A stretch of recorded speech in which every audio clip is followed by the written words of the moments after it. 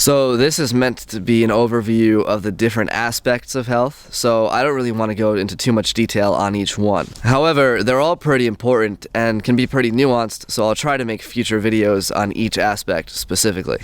I also want to focus here on the health issues that you're capable of changing after you've fully grown, because it's not really productive if you can't do anything about it. Does that make sense? Yeah, it does.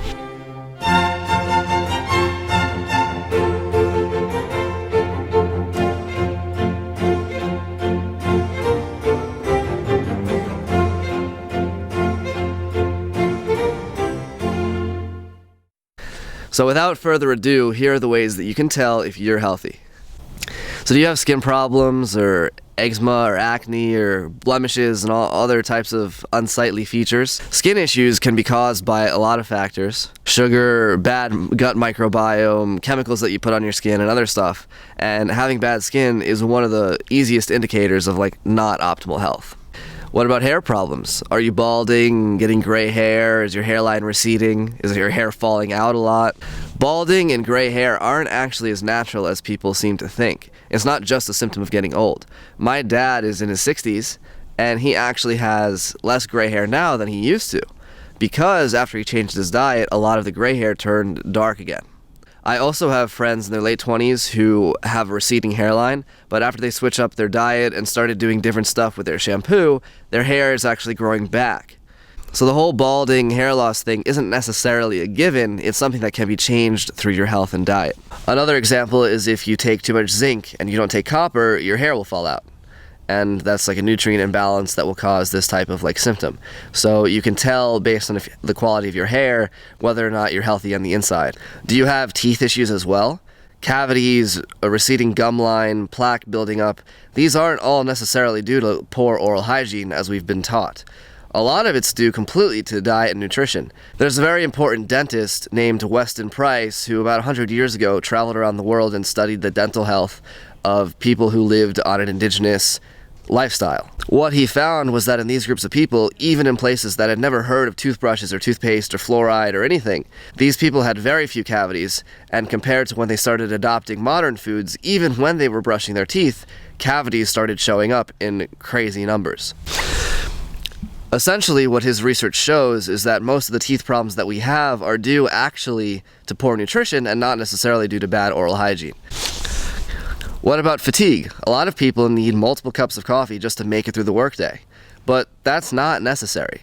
If you think about your ancestors, they worked out in the fields and the farm all day, or they were hunting antelope all day. They didn't need caffeine. Why are we any different? On the other hand, what about problems falling asleep and staying asleep? A lot of people have sleep issues, and you can judge this by the number of sleeping pills and other commercials that you see all the time. And this is a big problem because quality sleep is one of the most important ways we regenerate our health. And if you're not getting quality sleep, this will further contribute to worse health problems as well. What about the ability to adapt and recover to different circumstances? Maybe you're traveling and you have jet lag and you have to stay up all night. Maybe you have a project that you have to work on and stay up late. Maybe you have to help your friend move into a new apartment, or you have to carry stuff around all day. How well are you able to adapt to and recover from weird circumstances that your body doesn't normally have to deal with? Another big one, especially at this time of the year, is how frequently you catch a cold. Maybe you're not sick right now, but if you get sick twice or 3 times or even 1 time every year, that's not necessarily something that's supposed to be happening. Illnesses and disease can really only take hold in unhealthy tissue. So if you're getting sick frequently, it's a sign that your immune system isn't really doing all that it should be to prevent you from getting sick.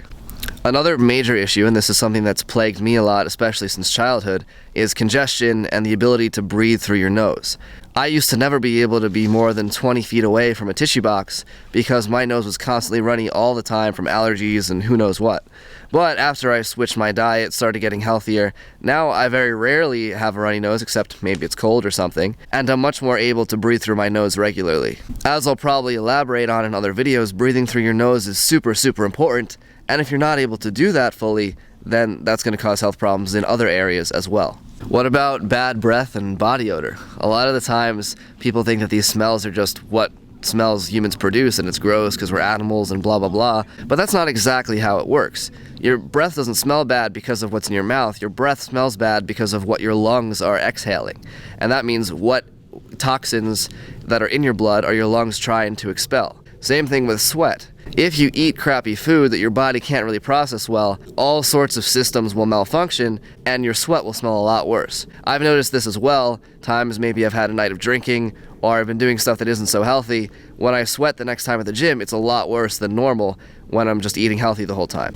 This is another big one, digestive problems. How frequently are you going to the bathroom? Are you going to the bathroom too much or too little? Do you have a lot of gas? Constant gas and always going to the bathroom or always being constipated are not normal. Maybe they don't seem to impact your life that much, but I can guarantee that because of these symptoms, your digestive system isn't working properly, and the nutrients that you should be getting aren't being absorbed in the right way, and this can cause problems that you don't even see throughout all aspects of your immune system and overall health. So if your digestive system isn't working as it should be, you probably have quite a few problems with what you're eating, and you should try to fix that as soon as possible.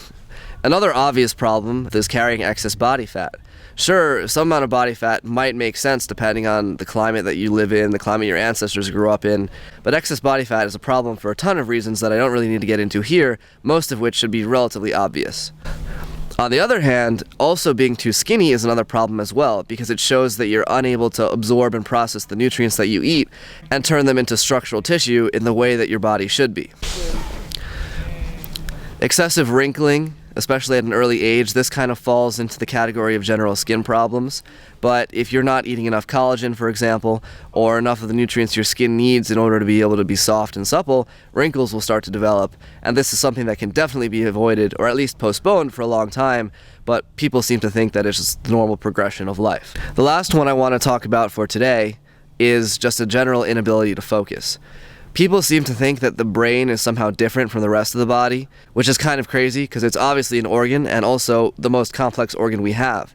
If you're having problems in the rest of your body, certainly your brain is going to be affected as well. Our ancestors were able to expend an insane amount of focus on all sorts of tasks, from building bridges and building pyramids to designing the internal combustion engine, designing computers, writing books. All of that takes an incredible amount of focus, which is something that humans are very capable of, which a lot of people aren't capable of today for a number of reasons. Just know that your inability to focus isn't something that's just normal. It's something that should be addressed through a healthier lifestyle. People used to gather around the fire so the bard could come and recite the Odyssey, right? They're able to pay attention to this 5,000-line poem being told to them after dinner, and kids these days can't even watch a 5-minute long YouTube video. So certainly focus is something that humans can do, and it's been lost, and it doesn't necessarily mean that you're doing something that's like super intelligent while you're focusing. Or like not everyone throughout civilization could read. Like you had farmers and yeah, I'm just like how right, they couldn't read, but someone would essentially be reading to them. And so in that's what oral traditions are. It's someone who's able to recite poetry or tell stories to people who couldn't read. So even though they couldn't read, they're passively focusing by listening to the story. Oh, okay. So what I'm saying is like nowadays you might have someone who's gonna check their phone every 5 minutes, or they start twiddling their thumbs, or they think about something else, after 3 seconds of even stimulating content like on Netflix.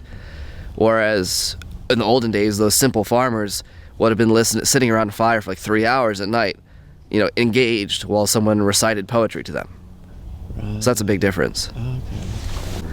So there you have it. While this list is by no means exhaustive, it definitely covers the most significant indicators of health, especially the ones that are obvious for you to be able to evaluate yourself on. The point of me listing these out, of course, is not to make you depressed about how poor your health is, but it's to inspire you to understand the true capabilities of your body and brain. Just because you're not sick doesn't mean you're optimally functioning, and a lot of things that people accept as normal, such as being tired or being overweight, those aren't normal, and I want you to be inspired to the fact that your body is capable of way more than you're allowing it. In general, this list is a good way to just see how you stack up on all these attributes, and if you're doing well on most of them, then great. And if you're not, there's a lot more to improve, and in future videos I'll try to talk about ways of improving those specifically. That's it for today though. Thanks for watching, and I'll see you next time.